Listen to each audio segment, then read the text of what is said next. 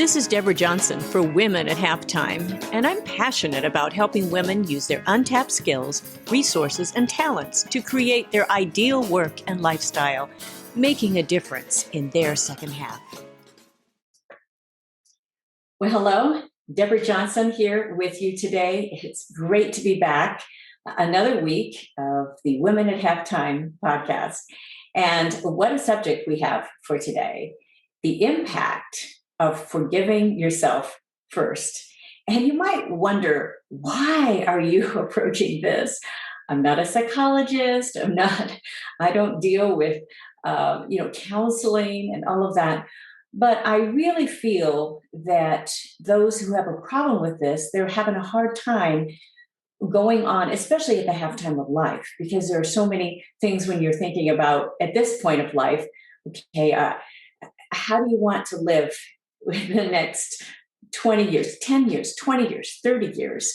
And then you start thinking about your past and you wonder, okay, have I done everything that really I should be doing in life? And sometimes people are just really living with a lot of regrets. So that's why I'm approaching this even to begin with, because I hope it will help a lot of listeners in many ways.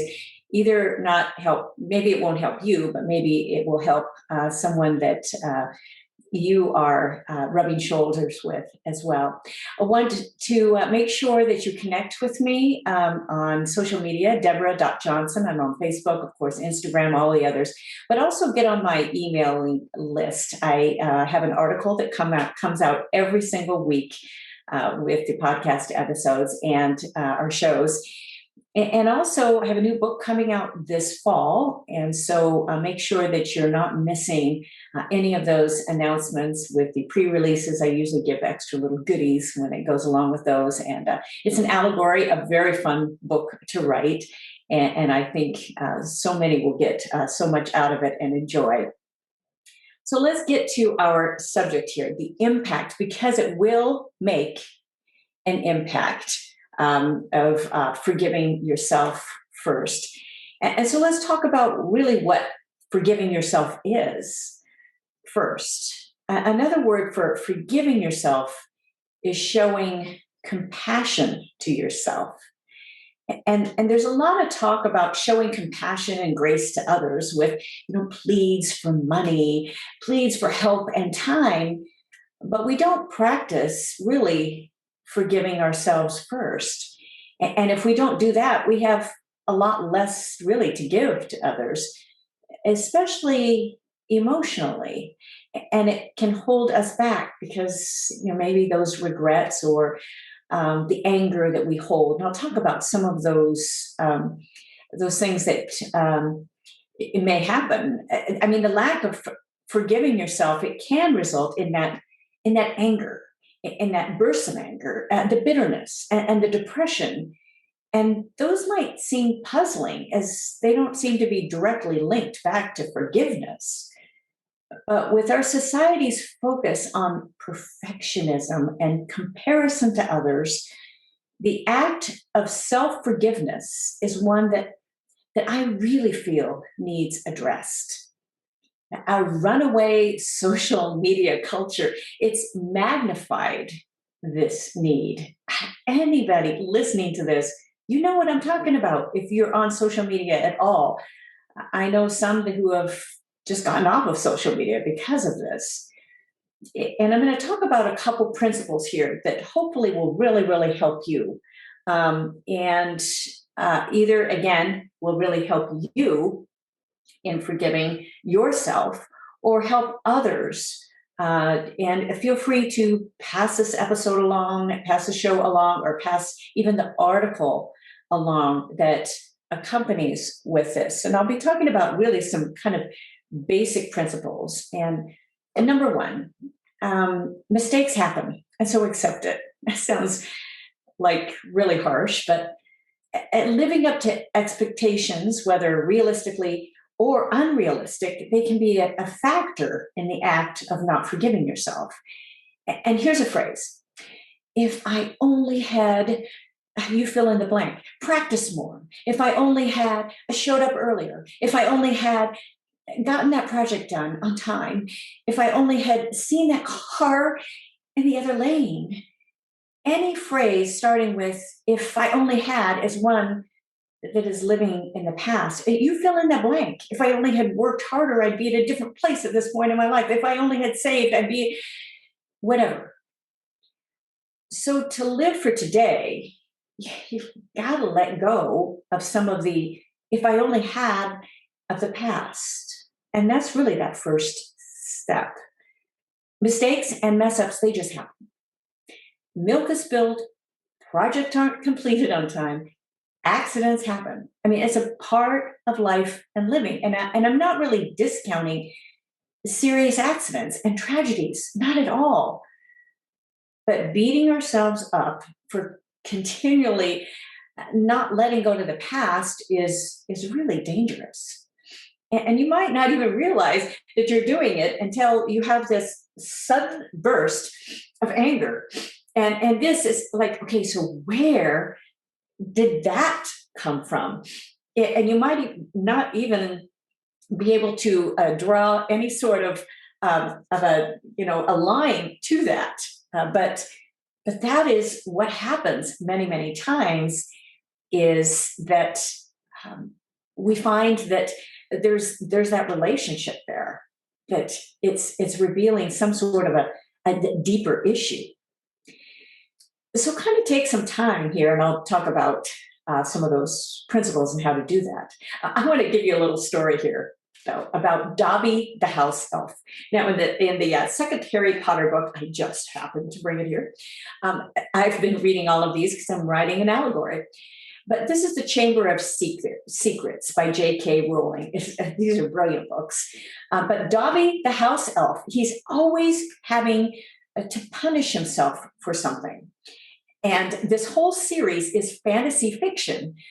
But as art imitates life and vice versa, there's a bit of reality in the punishment that Dobby the House Elf inflicts on himself. And it's actually a little silly exaggeration, but it's really funny to read this. And I think if you're looking for some entertainment, it's crazy funny little stories, but they're good. They're well written. Now, Dobby, from banging his head against the wall to throwing himself up against sharp objects, it seems absurd that anyone would copy this behavior unless they're mentally challenged. But we tend to do this to ourselves with words that weaken our position and suck the life out of us. That's what Dobby the house elf did every time he felt like he made a mistake. But Dobby's behavior also gives us permission to laugh at ourselves as we recognize this illogical and irrational behavior of a funny-looking elf with huge eyes and ears in a self-inflicted style of punishment. Ooh, that is kind of deep right there. I want you to stop there and just think about that a minute. How are you verbally inflicting that sort of punishment on yourself? Again, this is the impact of forgiving yourself. And I'm going to talk about another step on how to do that, but at least to realize that it's there, and how this silly little story with Dobby the house elf, it can bring that to life. Like, oh, I might be doing that same thing, this self-inflicted cycle of punishment with my words or my attitudes about what I'm doing. So that's the first little step of realize we're doing it. And then number two, really accepting that you can't stop gravity. And why have I put this here? It's because what's logical and true is the fact that the body gradually wears out. And there are choices we all make. And as we grow, as this progression occurs, we're all growing older. And as the years are passing faster and faster, I mean, that's just a fact. And you may wonder, okay, so how is this relating to forgiving yourself? Well, as the body changes, and there's only so much you can do to stop that gravity, living with regrets or reflection on mistakes or missteps will do no good at this stage. such as, oh, I should have worked out harder. I should have had better nutrition. I should have never smoked. And then all of this. And that life of regret, it brings guilt, and that gives rise to depression. So that's why I'm mentioning a little bit of the physical aspect, because I think it's important at least to talk about. And maybe you've had a great career, but you've made some not so smart choices financially. Again, there's that gravity. It just keeps going with financial, and it compounds. And it seems to be a common occurrence for the areas of athletics and the arts. And it's also true for those who experience sudden success, like winning the lottery. Studies document most lottery winners, they go bankrupt within 3 to 5 years. Ha! Surprise, surprise, they don't know how to manage the money. But it's important to understand that happened then, and then decide to move on without unduly focusing on the past. And this is where this comes in forgiving yourself. If I only had better nutrition, if I only had managed my money better. And there's no sense in making yourself miserable, as well as your loved ones miserable, with your ill mood. You've got to get over it. That sounds crazy, just crazy harsh, but it's important. Now, therapy is good, of course, if that will help you. But this is what I found, and the studies have documented this. Journaling is one of the best ways to move on. And I encourage doing journaling consistently, very consistently, actually.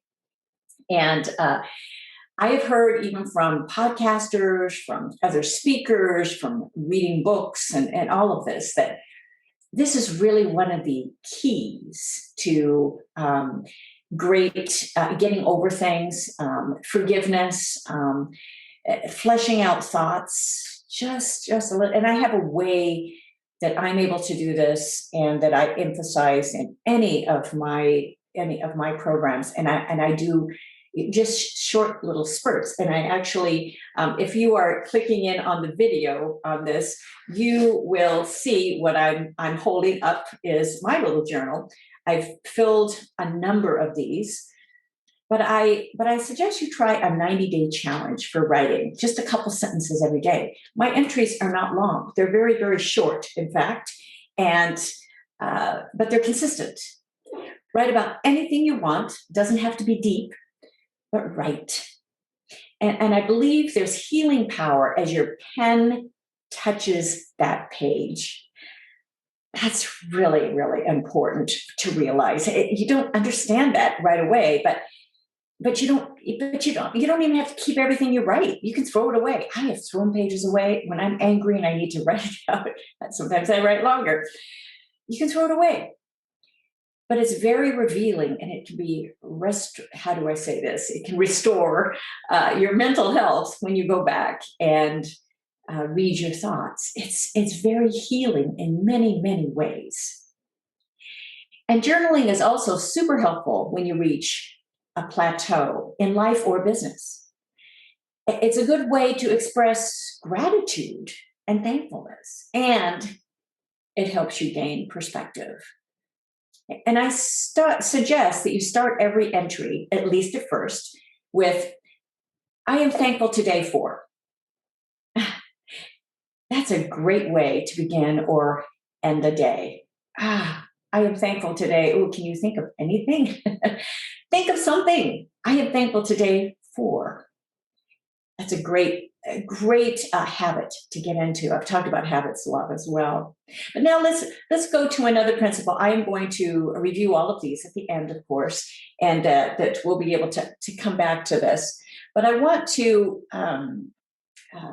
now, as we kind of sum this up, is focus on this little principle. The fourth one is to quit the self-condemnation.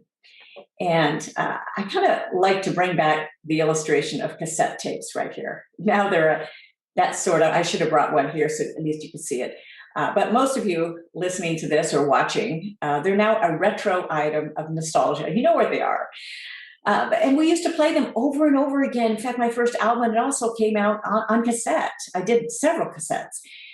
And when we were first married, Greg and I, we played the same Imperials tape hundreds of times while crossing the country.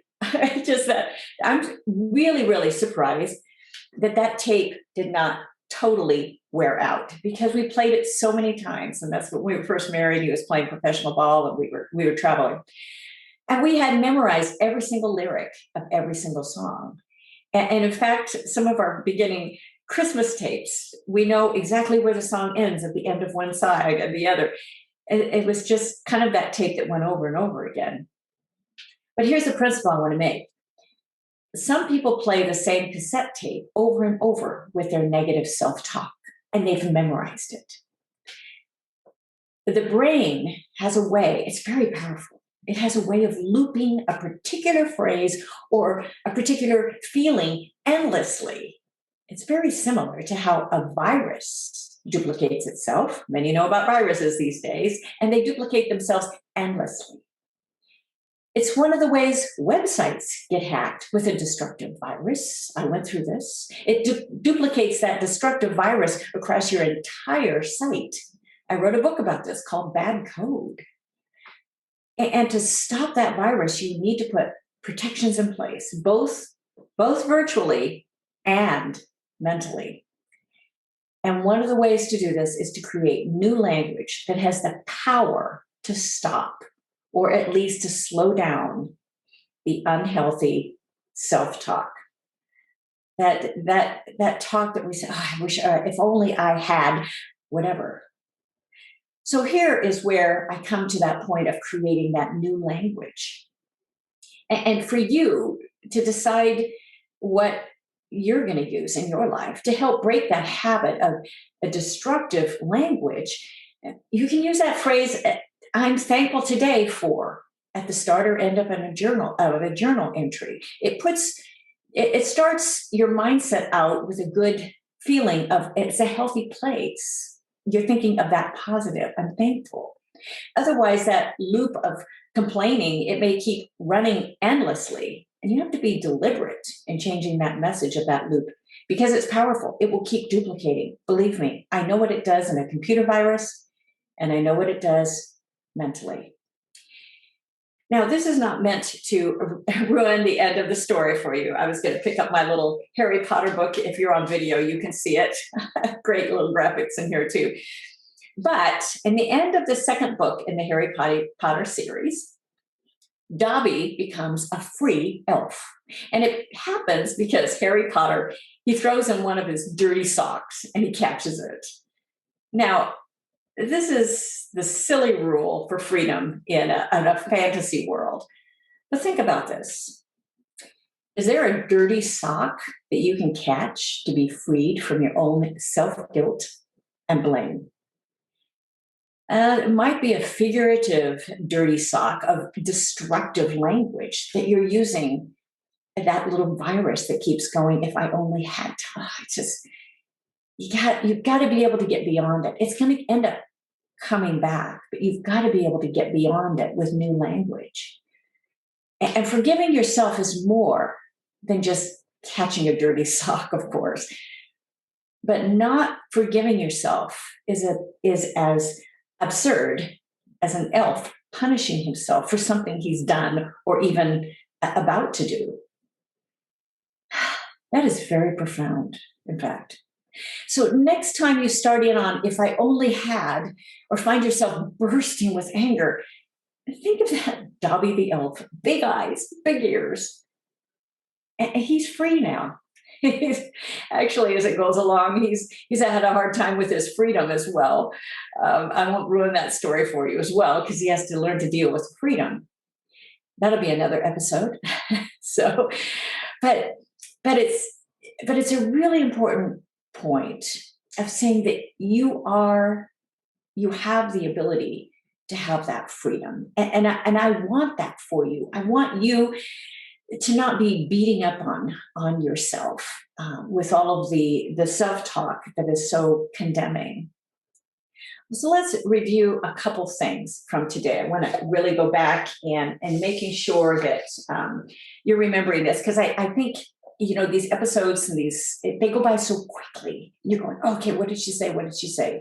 And again, you can always go to the article. That's why I write these. I write these for you, not just for me, believe me.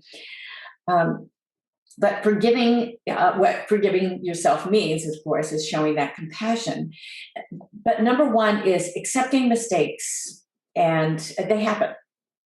Just accept them. If I only had, get beyond that. And the way to do that, of course, I've given you some ideas with that journaling.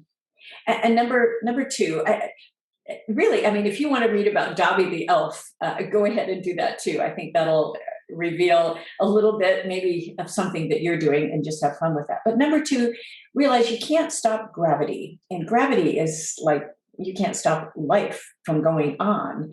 And maybe you've made some big mistakes in the past. And that's just what life is. We all make mistakes. We all go through times of when we've done things better than other times. So just realize what you're doing there. So that's again, number one was mistakes happen, and number two, you can't stop gravity. Oh, so excuse me. I hate to do that on a recording, but there it was. My allergies kick in. And number three is to be able to journal about your feelings. And that's very important to understand how important or how much that can help you through this process.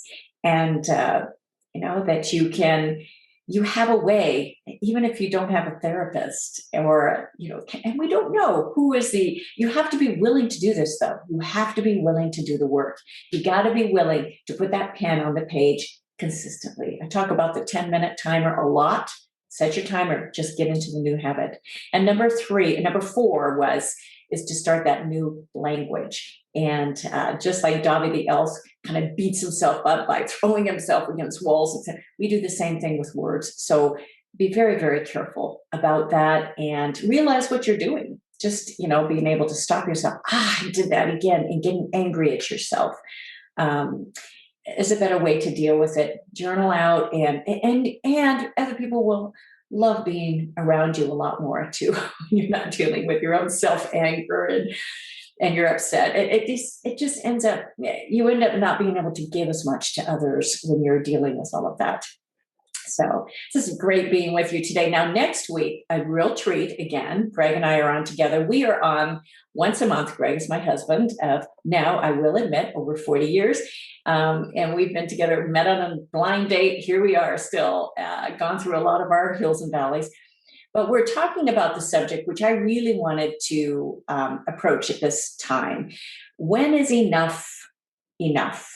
Oh, that's a hot topic, because when people are at the halftime, or they're thinking about retirement or whatever, or thinking about never retiring, wondering if I will be able to, but when is enough enough?